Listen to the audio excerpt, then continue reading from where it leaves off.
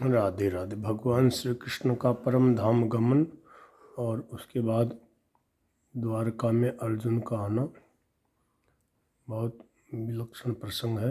भगवान श्री कृष्ण के संबंध में अर्जुन बहुत अच्छी सत्संग की बातें जो महाभारत में हुई थी उनके सानिध्य में वो सब बताएंगे। राधे राधे। श्री कृष्ण। युधिष्ठिर ने श्री कृष्ण का समाचार जानने के लिए अर्जुन को द्वारिका भेज दिया था। कई महीने हो गए, अर्जुन लौटकर नहीं आए। युधिष्ठिर ने देखा कि संसार की गति बड़ी विलक्षण हो गई है। गर्मी में गर्मी नहीं पड़ती, सर्दी में सर्दी नहीं पड़ती, बरसात में वर्षा नहीं होती और लोग अपनी जीविका पाप से चलाने लगे हैं। यह सब भगवान के विमुख हो जाने की पहचान है। पापी यसीम निर्णाम वार्ताम। लोग धर्म और ईश्वर के नाम का उपयोग भी अपने धन की रक्षा के लिए करते हैं।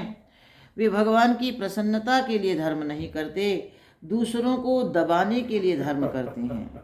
बड़ा भारी उपद्रव हो रहा है। लोगों के मन में काम, क्रोध और असत्य घर कर गए हैं। मित्रता में शठता और भाई बंधुओं में झगड़े होने लगे हैं। चारों ओर अधर्म ही अधर्म प्रकट हो रहा है। युधिष्ठिर ने भीमसेन से कहा कि महीनों हो गए अर्जुन लौटकर नहीं आए। क्या वह समय आ गया जब भगवान श्री कृष्ण अपनी लीला संवरण करेंगे? उन्हीं की कृपा से तो हमको राज्य मिला था। बड़े बड़े उत्पात हो रहे हैं, अपशकुन हो रहे हैं। श्रीमद् भागवत में कई स्थानों पर अपशकुन का वर्णन आता है। अपशकुन शरीर में भी होते हैं, आकाश में, धरती में स्फुरण होते हैं, वैसे ही शरीर में भी होते हैं। युधिष्ठिर ने उन अपशकुनों का वर्णन किया और कहा कि मालूम होता है हमारे ऊपर कोई बहुत बड़ी विपत्ति आने वाली है। यहाँ देखो, अपशकुन विपत्ति देते नहीं हैं, यह तो ईश्वर की कृपा है जो अपशकुनों द्वारा हमें सावधान करते रहते हैं। अपशकुन होने पर नाराज नहीं होना चाहिए, सावधान हो जाना चाहिए। यदि तुम घर में से निकलो और गीदड़ हुआ हुआ करके सामने से आ जाए तो उसको मारने के लिए मत दौड़ो। यह सोचो कि ईश्वर ने कोई सूचना भेजी है, जरा सावधान होना चाहिए, क्योंकि वह भी ईश्वर का दूत है। तो युधिष्ठिर जी अमंगल की बात सोच ही रहे थे कि अर्जुन आ गए।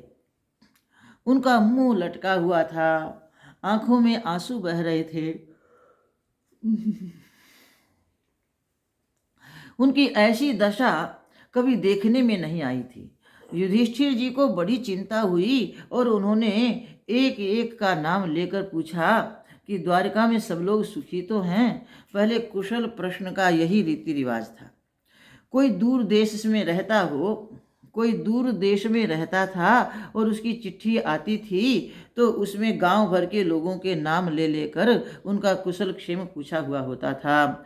युधिष्ठिर जी ने भी सारी द्वारिका का नाम लेकर पूछा, परंतु यह पूछने की उनकी हिम्मत नहीं पड़ी कि श्री कृष्ण कैसे हैं, क्योंकि उनकी दृष्टि में उन्हीं के द्वारा तो सब के सब सुरक्षित हैं।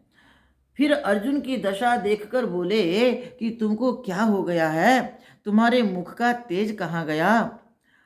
तुम्हें कोई रोग तो नहीं हो गया है? कहीं तुम्हारा तिरस्कार तो नहीं हुआ है? क्या किसी को तुमने वह वस्तु नहीं दी जिसके लिए उसको आशा बंधाई थी? क्या इसी से तुम उदास हो गए हो? क्या तुमसे कोई बुरा कार्य हो गया है? क्या तुमको किसी ने पराजित कर दिया है? क्या तुमने जिन्हें खिलाना चाहिए उनको खिलाए बिना खुद खा लिया है? अंत में युधिष्ठिर ने हिम्मत करके यह प्रश्न पूछ ही लिया जिसको वे टालते आ रहे थे।